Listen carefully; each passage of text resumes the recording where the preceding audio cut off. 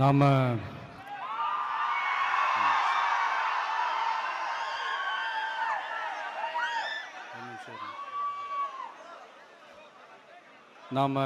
அரசியலுக்கு வந்ததிலிருந்தே நம்மளை பற்றி நிறையா சில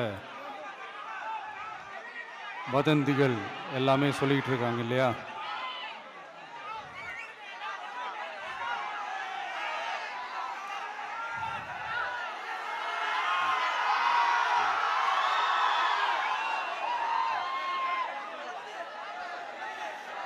ஒரு சின்ன விஷயம் நான் சொல்லிட்டு போயிடுறேன், கொஞ்சம் சைலண்ட்டாக இருங்க ப்ளீஸ்.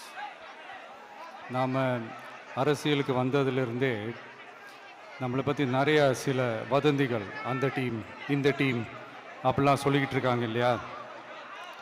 ஆனால் இவர் எந்த டீமும் கிடையாது, மக்களுடைய டீம்,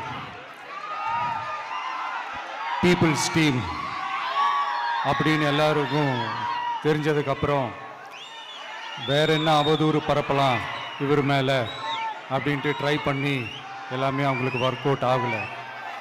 ஸோ கடைசியில் என்ன தான் இந்த விஜயை பண்ணலாம் அப்படின்னு நினைக்கும் போது தான் இந்த கூட்டணி அந்த கூட்டணிலாம் சேர போகிறாரு அப்படின்ட்டு ஒரு பொய்யான ஒரு பிரச்சாரத்தை பண்ணிக்கிட்டு இருந்தாங்க.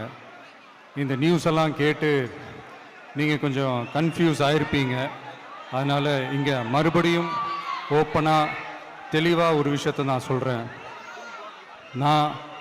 நாங்கள் எப்பவுமே மதச்சார்பற்ற கொள்கைன்றதில், அந்த ஸ்டாண்ட்லேயோ, மதச்சார்பற்ற சமூக நீதி என்ற அந்த நிலைப்பாட்டிலையோ எப்பவுமே சமரசம் வச்சிக்கவே மாட்டோம்.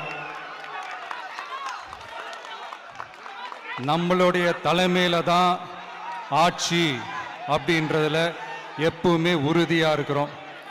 நம்மளுடைய முதல் மாநாட்டில் கூட நான் சொன்ன மாதிரி அரசியலில் யாருக்காகவும் எதுக்காகவும் எந்த விதமான ஒரு சமரசமும் நாம் வச்சுக்க போகிறதே இல்லை, அந்த பேச்சுவார்த்தையே கிடையாது.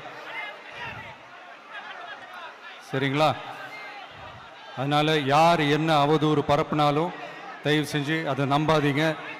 எல்லாம் வல்ல இறைவனின் அருளால் நாம நினைச்ச டார்கெட்டை நம்மளால நிச்சயமா அடைய முடியும்.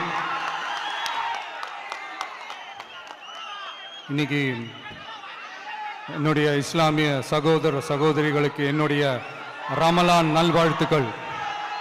கான்ஃபிடென்ட்டா இருங்க, நல்லதே நடக்கும், வெற்றி நிச்சயம்.